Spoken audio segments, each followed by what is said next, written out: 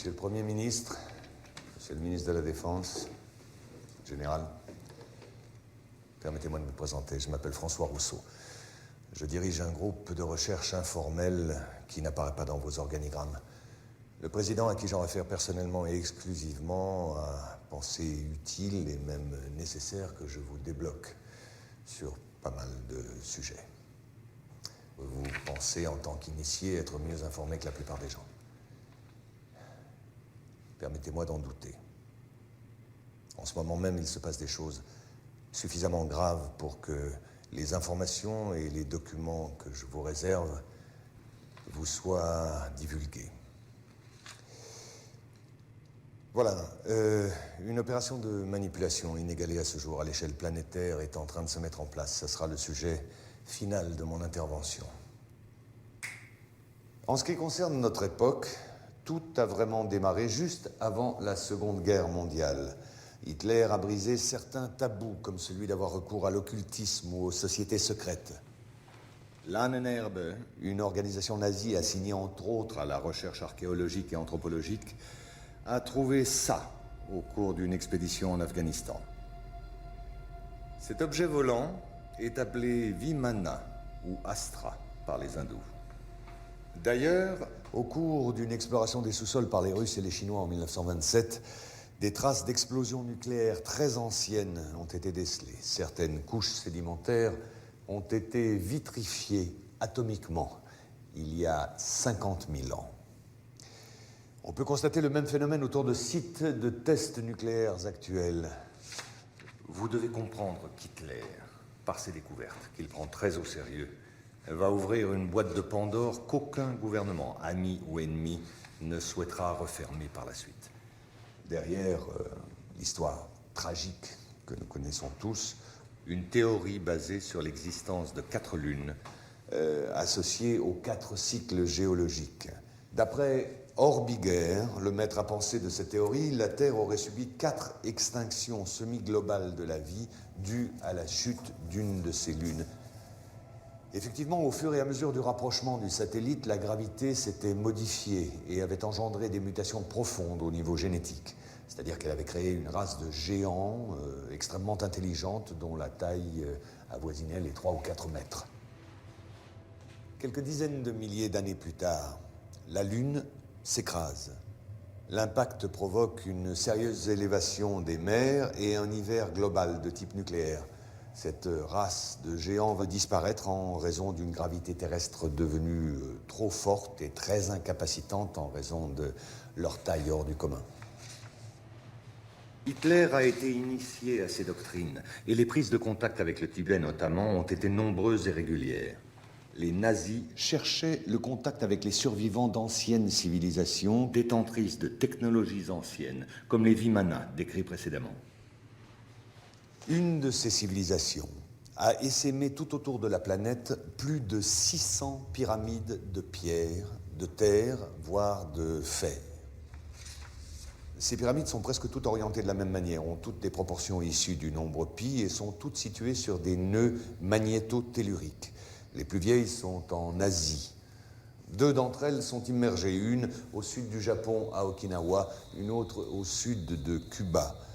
Les 2 ont été construites il y a environ 12 000 ans. Si j'ai commencé par ces petits rappels archéologiques, c'est que notre civilisation est la 4e du cycle que je vous ai décrit précédemment. Oui, je sais, ça peut vexer notre orgueil, nous ne sommes ni les premiers, ni les derniers. Vous comprenez alors que l'étude et la compréhension des quelques prototypes récupérés étaient la priorité absolue, afin d'assurer aux nazis la domination du ciel, alors que les Alliés misaient sur la maîtrise de l'atome et la fabrication des premières bombes nucléaires. Ces bases secrètes abritaient toutes des recherches supervisées par les nazis. Dans l'une de ces bases travaillait Victor Schauberger, le père des ovnis nazis. Schauberger dirigeait l'unité Vril chargée de la recherche sur l'antigravitation. Il est mort en 1958 au Texas, alors qu'il travaillait sous la protection des États-Unis à l'amélioration de ses propres soucoupes volantes devenues depuis américaines. Vous allez vite comprendre que 70% des phénomènes aériens inexpliqués sont humains et n'ont rien d'extraterrestre. Une fois la Deuxième Guerre mondiale terminée et la technologie nazie pillée systématiquement par les Américains et les Russes, l'enjeu premier était de continuer, voire d'achever la recherche nazie dans le plus grand secret. Le projet Rainbow, connu surtout pour l'expérience de Philadelphie, en a été la preuve immédiate. Le scientifique von Neumann, qui collaborait avec Albert Einstein et Nikola Tesla pour le compte de la Navy, a réussi à téléporter par accident un bâtiment de guerre, l'USS Eldridge. Ces photos, fournies par Maurice K. Jessup avant sa mort suspecte, sont les rares témoignages de cette expérience unique en son genre. À la même période, les premiers essais de prototypes à technologie indo-aryenne ne passaient pas inaperçus. Les militaires devaient trouver une parade plus efficace que la mise au secret. C'est à peu près à la même période que Kenneth Arnold, pilote de l'US Air Force et agent de la CIA, lance la plus grande opération de manipulation sur l'existence des ovnis. Faire croire au peuple que cela n'existait pas n'était pas la bonne solution, n'était pas suffisant. Discréditer et effrayer la population par une désinformation systématique était beaucoup plus efficace. L'OVNI et le para-humain appartiennent désormais au cinéma, à la télévision et à la paranoïa collective, et non pas aux scientifiques, comme cela aurait dû être le cas.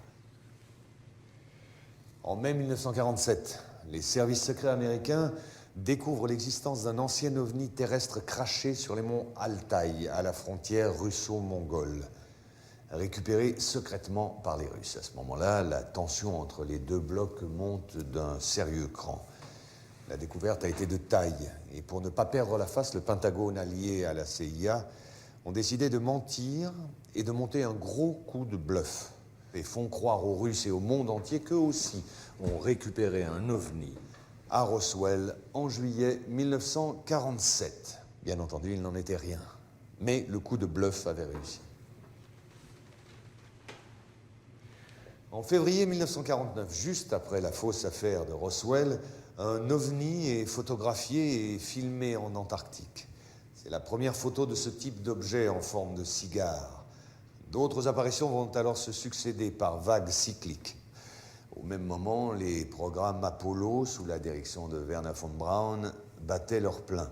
Et celui-ci n'accueillit pas favorablement les demandes d'expériences paranormales qui ont pourtant eu lieu pendant certaines missions Apollo. Ceci est la dernière expérience connue sur l'amplification psychique et télépathique ainsi que sur la détection de particules psytrons émises par le yogi vers la capsule Apollo. Mais ces tests ont tous été éclipsés par l'apparition systématique d'objets volants non identifiés autour des vols orbitaux et la découverte de traces de civilisation sur la Lune.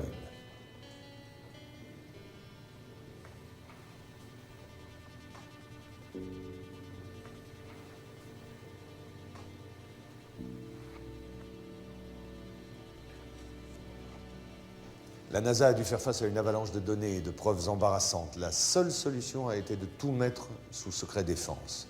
En 1961, la directive JASON met en place un service spécial de retouche d'images. Le but est d'effacer toute trace de civilisation ou de ruines sur la Lune, concernant bien évidemment seulement les clichés à destination du grand public et de la presse.